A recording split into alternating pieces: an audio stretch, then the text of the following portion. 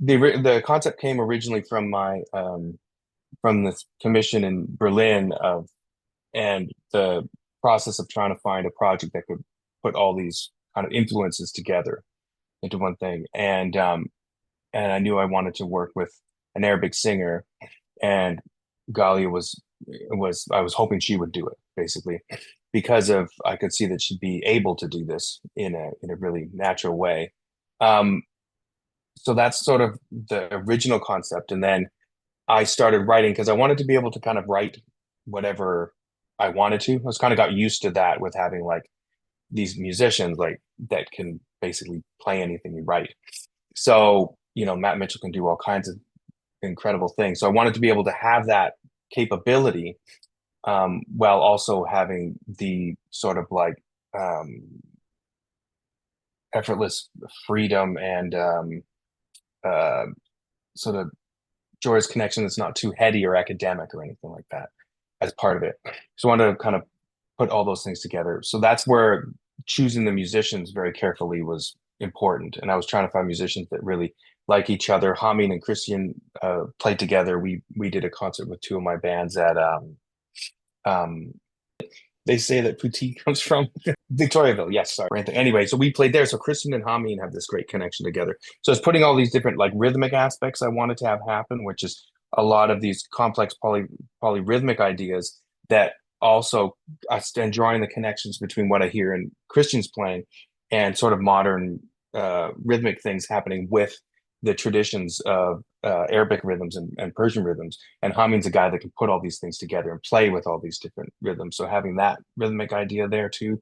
I also wanted to explore maqam and traditional microtonality in improvisation, and that's where Ghalia is a big part of that, and Eylem do that. And then I wanted to bring in this sort of new music complexity and polyphonic ideas, which like piano with Matt Mitchell can do on the piano, and in this iteration of the band with Elias Stemeseder, who can also do the same thing.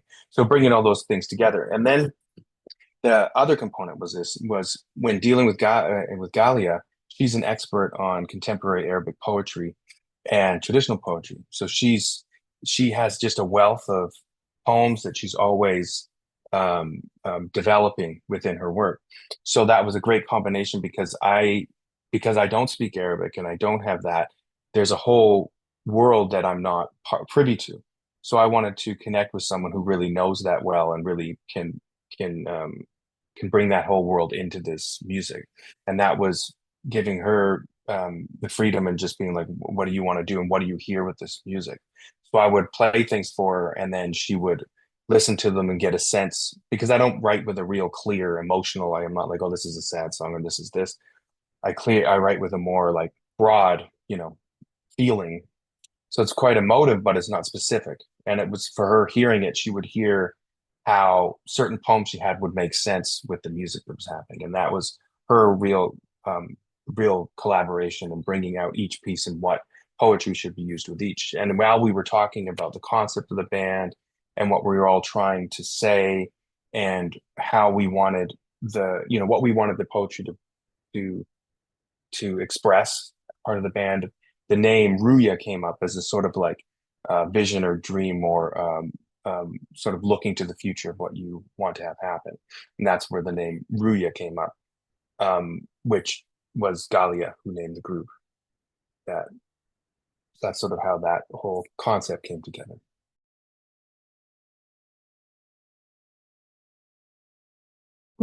Well, one is sonically the whole thing is her voice and her timbre of her voice and how she sings and the power that she sings with is incredible. And that's one of the first things I noticed when we did a double bill. She does a project with Constantinople in out of Montreal, and we did a double bill in Vancouver with my band, the Marrow, which has Hamin Honari in it, and he's also in Constantinople. So that's how we got to know each other through Hamin. So hearing her perform that night was just incredible. Like her voice just commands the whole room. It's very powerful, but also has this sense of joyous freedom and like she's just having fun. And there's an effortlessness to it, which I find quite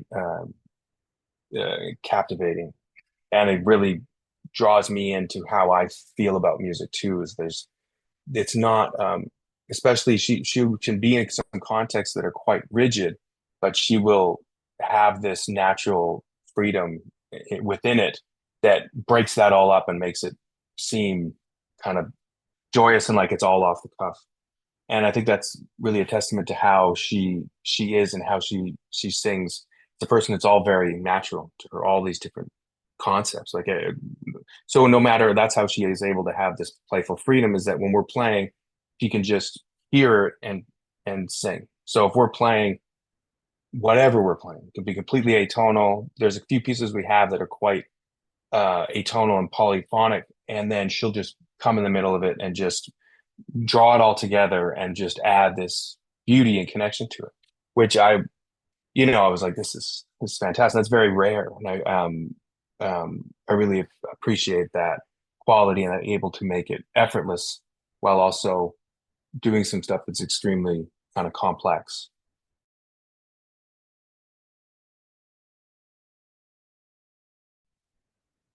There is an abstraction to it all, but there is a sort of the thread going through it is like a lot of in my concept of writing, like I've, in the last few years, I've been really interested in polyphonic writing because it's basically the idea is you've got these three lines working very linearly. So they're moving through time and they're each very strong. So each thing could be the melody. So that's all these things are very different, but then together, when you see them all, it all makes this beautiful kind of like complex image. I always liken it to thinking, love watching like a Pollock painting. If you look at a certain color, that color is what you see all the time. But if you look back a little bit, it's in the middle of this Middle East. So it looks like this huge, beautiful thing, but then you can find this individuality with everything.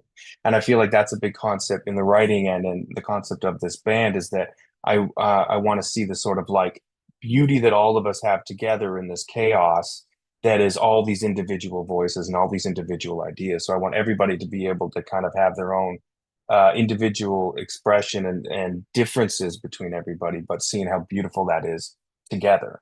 And that's kind of the a concept moving through the whole piece and what we're doing. And sometimes the music isn't completely dissonant or super thick all the time too. There are a lot of sections and a lot of pieces that we have that are quite harmonious and quite tonal and everything. So there is this beauty as well, but it's kind of like putting all those things together. And that kind of concept of what I've been doing in my career, my almost since the beginning in that record with Gary, was trying to put is to for the artist, and when we're doing things, this is all coming from the same place, but how those things get expressed is much different. So sometimes it's quite harmonious and that's the same sense of expression that's happening, and sometimes it's very complex and it's like trying to show the full complexity of the human experience and humanity in that way. And then so as a way, it's kind of like a metaphor for how I feel like society can be better, you know, in some Yeah. sense. But yeah, yeah,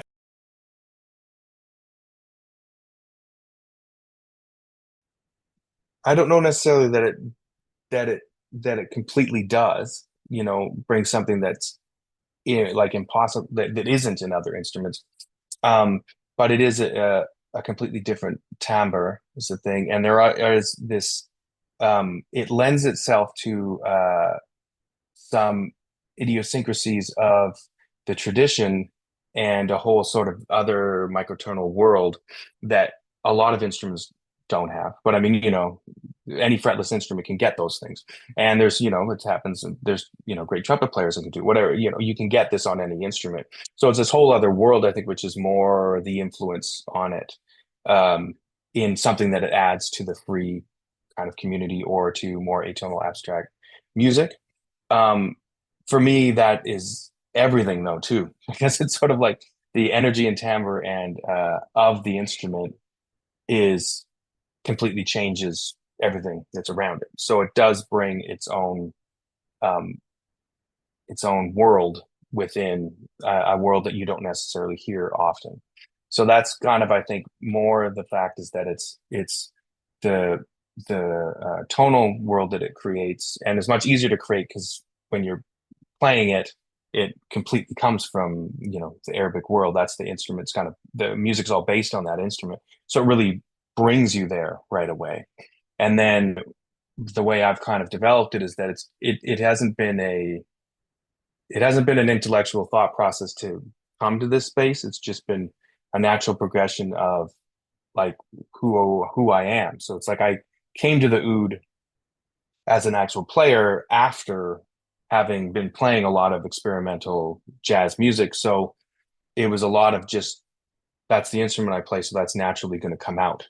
So I spent a lot of years and still do studying the instrument and the tradition to try and get better within that tradition. But for me, it's much more natural to play that instrument in these contexts because that's my sort of like cultural context for this instrument and my history as a musician.